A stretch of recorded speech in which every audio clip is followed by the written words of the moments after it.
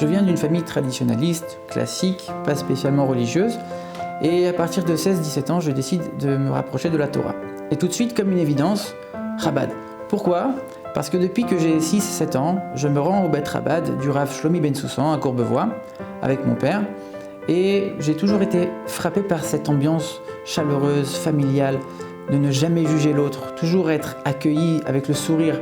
Et cette ambiance-là, ces messages-là m'ont toujours accompagné et je m'étais toujours dit que si un jour je devais devenir religieux, je devrais me rapprocher de Chabad.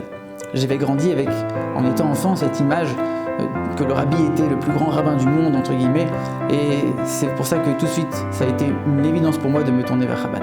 Je grandis, je commence mes études et je me dirige vers des études de dentaire pour être chirurgien dentiste. Forcément, je commence à fréquenter le Beth Chabad des étudiants dans le 5e, où je rencontre le Rav Mendy Arnov avec lequel je me lie d'amitié.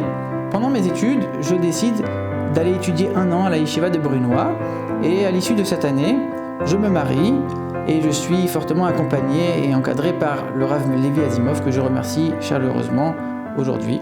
Un jour, j'entends un enregistrement d'un Farbringen du Rav Moulay Azimov, où il explique que à chaque fois qu'on a une opportunité, une proposition spirituelle, on ne doit jamais la refuser. On doit toujours dire oui. Si d'abord on dit oui, on aura toujours l'opportunité par la suite de se rétracter et de dire non. Mais si on commence par dire non, en général, c'est beaucoup plus dur par la suite de rattraper cette opportunité et peut-être qu'elle sera perdue à tout jamais. Cet enseignement, il me frappe parce que pour moi, c'est un des messages fondamentaux du Rabbi. Le fait de saisir l'opportunité présente, de ne pas laisser passer une opportunité de rapprocher un autre juif, d'éclairer encore un petit peu autour de soi. Et je me dis que ça, c'est quelque chose que je dois appliquer dans ma vie de tous les jours. Et c'est comme ça qu'au fur et à mesure des années, j'essaye d'appliquer cet enseignement. Et un jour, mon ami le Rav Mendy Arnov me propose d'aller organiser un Shabbat plein pour les étudiants à Reims. Donc tout de suite, j'accepte. Et au début, nous faisons un Shabbat. Et on remarque qu'il y a des étudiants, il y a de la demande, il n'y a rien qui est fait sur place. Donc on fait un 2e Shabbat, puis un 3e, puis un 4e. On se rend compte finalement qu'il y a besoin d'événements communautaires, donc on commence à organiser des fêtes, on commence à venir en semaine, à faire des cours. Et c'est comme ça qu'il y a 3 ans, nous avons décidé d'ouvrir notre propre Beth Chabad. Aujourd'hui, nous avons ce magnifique Beth Chabad en plein centre-ville de Reims qui fait plus de 300 mètres carrés, qui est ouvert en permanence, accessible à tous les étudiants de la ville et aux mêmes membres de la communauté. On organise plus d'une vingtaine de Shabbats pleins par an, avec des dizaines et des dizaines de cours, des événements communautaires, des allumages publics. On a réussi à créer un véritable renouveau, une renaissance dans cette ville qui est maintenant un phare pour les étudiants qui veulent faire leurs études en province.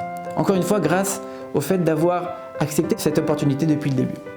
Le deuxième exemple que je voulais amener, c'est lorsque, au début du Covid, mon ami Yair Elbaz me propose de participer avec lui à la rédaction, à la traduction de certains articles pour un magazine chassidique qui est dirigé par mon ami le Rav Shmuel Lubeki.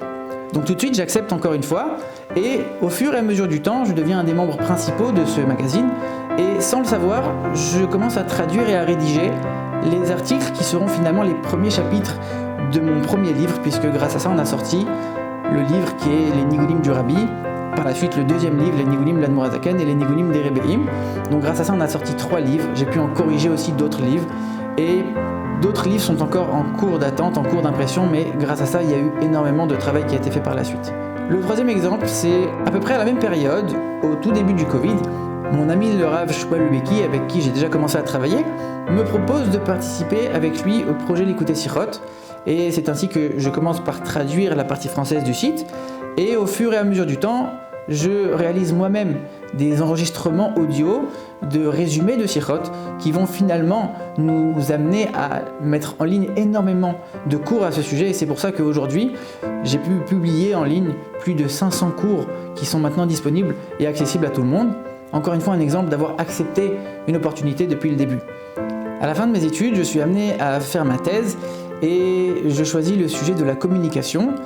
Et en vérité, cette thèse, c'est rien d'autre qu'un résumé des cours sur la communication du Rav Yosef Katan. Et il y a cette fameuse photo de moi devant les jurys, habillé en toge, avec la kippa et la barbe, en train de présenter le diapo sur lequel on voit la photo du Rabbi, qui a fait un peu le tour des étudiants.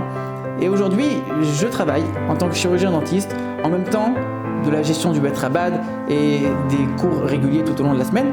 Et pour moi, c'est ça l'enseignement fondamental qu'il faudra retenir ce soir, le fait de ne jamais passer à côté d'une opportunité. Lorsqu'on a l'occasion de faire un peu plus de bien, de pouvoir aider notre prochain juif, de pouvoir apporter un peu plus de lumière, il faut saisir cette occasion. On ne sait jamais si l'occasion pourra se représenter. Et non seulement ça apportera de la lumière, mais finalement avec le recul, on voit que c'est là que Dieu nous dirige.